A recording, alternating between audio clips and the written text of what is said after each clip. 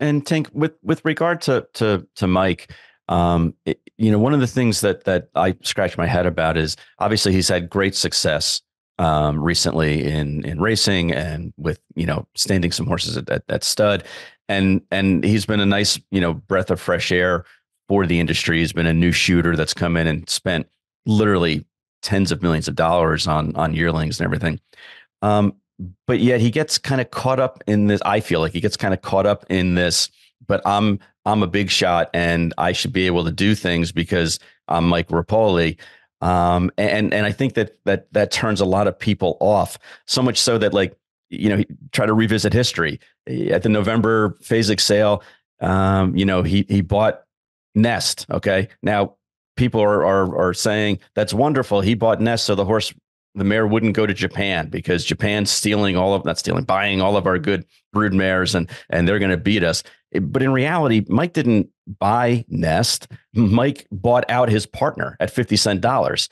So it wasn't, I don't think, I mean, I can't get into his head, but it wasn't that he was doing this for the betterment of the industry and he didn't want the Japanese to get the horse. I think it just made sense because it was 50 cent dollars that he was spending compared to other parties that were 100 cent dollars. Yet he doesn't go out of his way to correct that when people praise him for some of these attributes and some of these actions.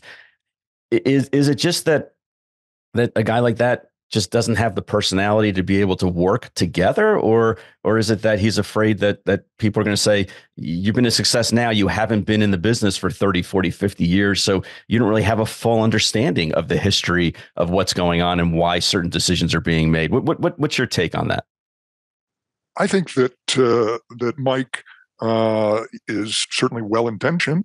Mm-hmm. He's passionate about the game. There are a lot of things to like about him, and he's obviously been extremely successful in the private sector. But as anyone who has been in the game for a long time knows, there is a very long list of extremely wealthy owners who have made the false assumption that their successes in the private sector are likely to translate to great success in the business. And Yep. even though Mike has had some success, I mean, a lot of success, Tremendous success. in the business, we have no idea really what his bottom line is. And the other point that I would make in that area is that, Mike has ridden a wave. He got in at a point where bloodstock values were, shooting up rapidly. I think it was concurrent with and connected to the biggest credit/debt bubble in the broader economy that the world has ever seen. So, I mean, you could even say he was smart to get involved when he did, and he's done, relatively well or well as a result of that. But now he's in a different aspect of the game, and he, I think, is assuming that his style as a self-described disruptor can work as it did apparently to some extent when he was building or is still building businesses in the private sector. I mean, the status quo in the racing industry, while we can all agree that there's a lot wrong with it and that it needs to be shaken up, the status quo is populated by a very large number of extremely wealthy and powerful people. And Mike Repole is not going to shake that up on his own or with a few people following him. At the end of the Nick Luck interview with Stuart Janney, as I posted recently, Janney said, and I'm quoting, with respect to Mike, I don't know that he's come forward with anything like an actual plan, which, is important in the final analysis. And you got to work with people. That's critical in every part of our lives. And he's going to have to learn how to do that. Otherwise, he's not going to be terribly important to the discussion.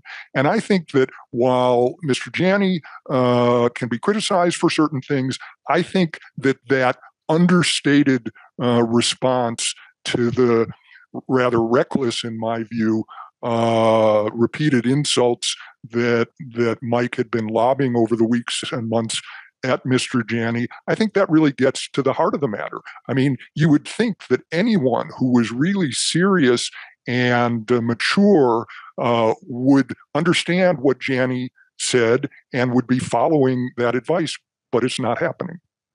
I mean, this is one of the things, and one of my complaints about Mike is that I think his heart is in the right place in a lot of instances here, but you got to do more than talk the talk. You got to actually be able to sit down with people and listen to people. And I wish that he would come on, preferably our show, but any show really, and have a conversation with you, because you've had a lot of smart and measured criticisms of what he's put forth, or in most cases hasn't put forth.